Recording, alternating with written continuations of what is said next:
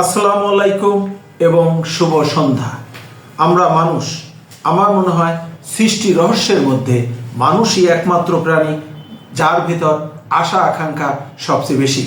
পৃথিবীর সব মানুষই তার সক্ষমতা, সামর্থ্য বা যোগ্যতার তুলনায় বেশি আশা করে। বেশি আশা করা দোষের কিছু নয়, বরং আপেক্ষিকভাবে এটিকে মানুষের চরিত্রের ধনাত্মক দিক বলা যেতে পারে। এই যে আমরা বেশি আশা করি, বেশি প্রাপ্তির আশায় পৃথিবীর এক প্রান্ত থেকে অন্য প্রান্তে ছুটে বেড়াই, এটাই আমাদের গতি। আর আমাদের জীবনে এই গতি আছে বলেই আমাদের জীবন সবসময় প্রাণবন্ত থাকে। আশা করে, লক্ষ্য নির্ধারণ করে এক বিন্দুতে স্থির থাকাটাই কি আশা পূরণ হওয়ার জন্য যথেষ্ট? আর কেনই বা আশা বা লক্ষ্য এবং প্রাপ্তি এক বিন্দুতে মিলিত হয় না? বন্ধুরা, আশা পূরণ করার জন্য, লক্ষ্যে পৌঁছানোর জন্য প্রথমে আমাদের নিজেদেরকে শৃঙ্খলা মেনে চলতে হবে, শৃঙ্খলায় আবদ্ধ হতে হবে, শৃঙ্খলার প্রতি দায়বদ্ধ থাকতে হবে। যেমন শৃঙ্খলা মেনে চলে সৌরজগৎ, উদ্ভিদ জগৎ এবং প্রাণীকুল।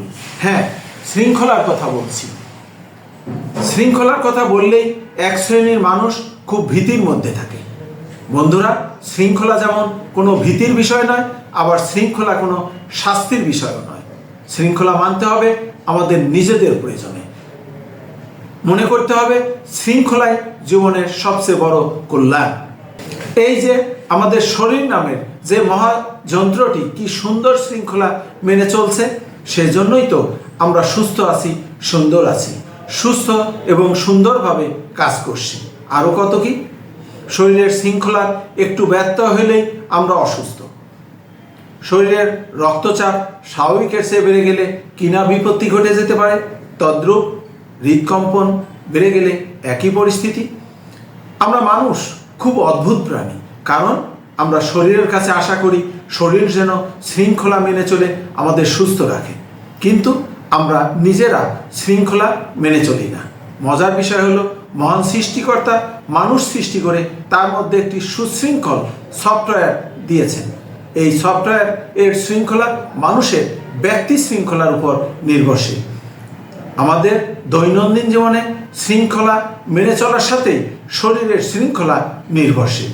যেমন ধরুন, আমাদের সময় জ্ঞান অর্জনের স্পৃহা, শরীরচর্চা, খাদ্যাভ্যাস, বিশ্রাম, ঘুম, সুস্থ চিন্তা, গঠনমূলক ভাবনা ব্যক্তি শৃঙ্খলার অংশ।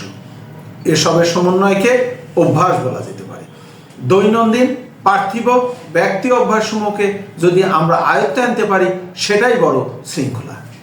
বন্ধুরা, যত অন্ধকার আসুক, বিপদ আসুক, প্রতিবন্ধকতা আসুক, আশা ছেড়ে দেওয়া যাবে না, স্বপ্ন দেখা বন্ধ করা যাবে না, পথ চলায় থেমে যাওয়া যাবে না। সকল বিপদ সংকুল পরিস্থিতিতে কাজের গতি বাড়াতে হবে।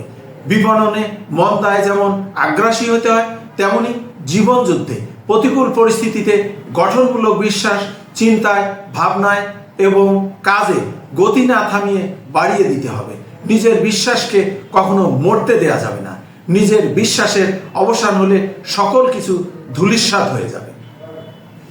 বন্ধুরা, কিছু আশা করে বড় কিছু প্রাপ্তির লক্ষ্যে প্রথমে নিজের ব্যক্তি শৃঙ্খলাকে নিয়ন্ত্রণে নিতে হবে। নিজের প্রতি নিয়ন্ত্রণ, শৃঙ্খলার প্রতি নিয়ন্ত্রণ বলা যেতে পারে অর্ধেক সাফল্য। আর বাকি অর্ধেক সাফল্য লক্ষ্যে পৌঁছানোর কার্যক্রম এবং ধারাবাহিকতা যদি ধরে রাখা যায়। এরপরে সাফল্যে, লক্ষ্যে বা আশায় পৌঁছানো সময়ের ব্যাপার মাত্র। যেমন কোনো গাছ থেকে ফল পেতে হলে নির্দিষ্ট একটি সময় পর্যন্ত অপেক্ষা করতে হয়।